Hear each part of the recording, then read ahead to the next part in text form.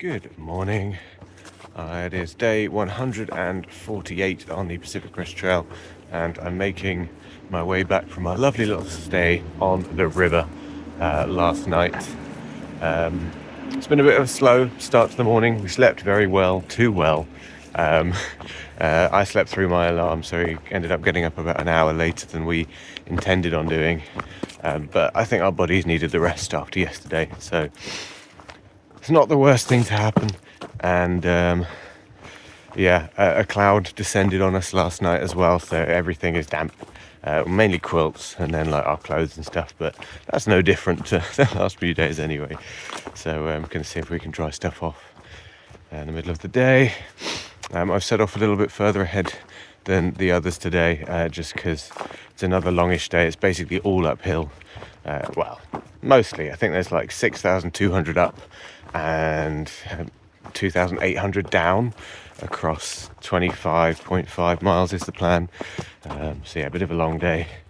So I'm hoping to go at a more reasonable pace than yesterday, so I don't end up in a situation where I'm pushing and have to just feel a lot of pain at the end of the day. So hopefully it'll be more cruisy, be more enjoyable. Maybe we'll get some good views to boot. See you in a bit. Hello again. It's funny how quickly things change. Like yesterday I felt slightly broken at the end of the day, but after a good sleep today I was cruising. It felt so satisfying trying to get to camp by a certain time and getting there earlier than that. It just goes to show that a varied hiking style and also a good night's sleep actually works quite well for me. I felt like I had time to chill during the day as well. So although I was pushing a little bit by the end and in a little bit of pain, it wasn't nearly as much as I was in yesterday and didn't feel like I was pushing myself right to the edge. And like I say, I had plenty of time to rest at the end too. Things started slightly differently to that. It might have just been how I was feeling, but morale seemed pretty low with everyone after we kind of woke up late and feeling like we were under a lot of time pressure. And then the beginning of the hike with its countless spider webs didn't help either, especially after loading up with water for a 13-mile water carry, including 4,000 feet of climb over 10 miles. But then things started to turn around. It was a cooler start than yesterday and a lot less humid, which really helped. And the grade of the climb gradually decreased, so it didn't feel nearly as difficult as yesterday's, even though it was a longer distance of up in one go.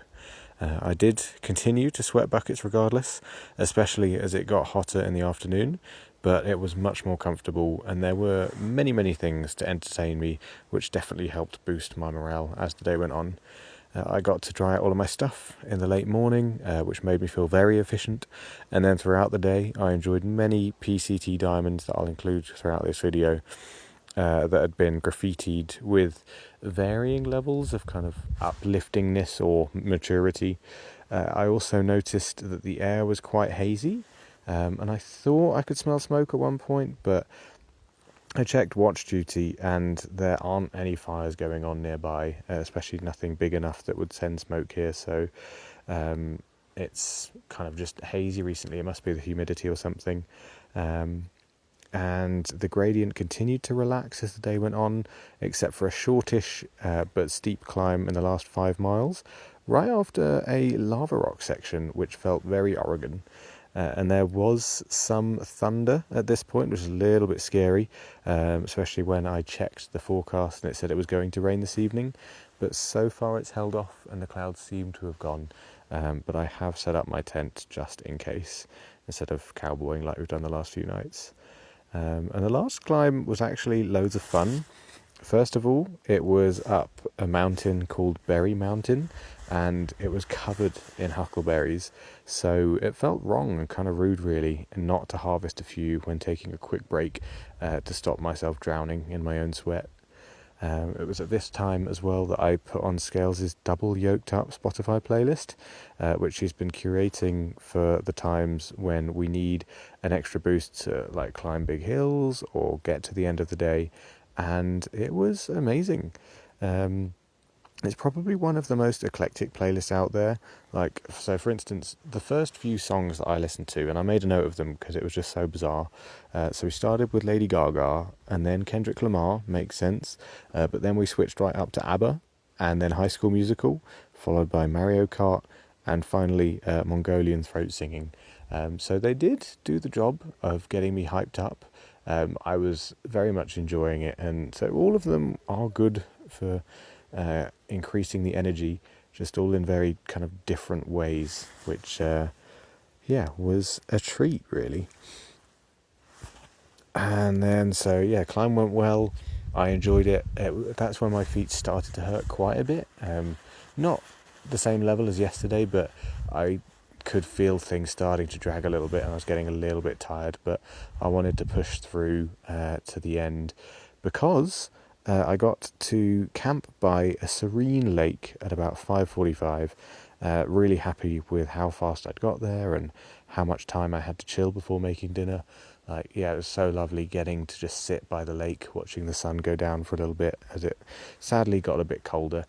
The lake itself was cold. I did go in to dip my feet in, but I was backed up by someone else who was kind of leading a kind of youth group type thing nearby, who also said that the water was frigid, so that was kind of validating, made me feel better about myself. But I washed off my feet and my legs, rinsed them off, so I feel a little bit cleaner than before, even if I'm still covered in dried sweat everywhere else. I was so happy with how much time I'd saved that, of course, me being me, I used the time to plan. I worked out how many days we actually are going to use up to finish the trail before our visas run out. It's tight with how much time we have left, but we should be okay. It is possible. And then the others arrived about just past 7:30 as it was starting to get dark, and we discussed the plan that I'd come up with, as well as trying to arrange a trail angel for tomorrow. The plan is to send it to arrive in time to get the last shuttle at 5:30. Let's see if we can do it. I'll see you tomorrow.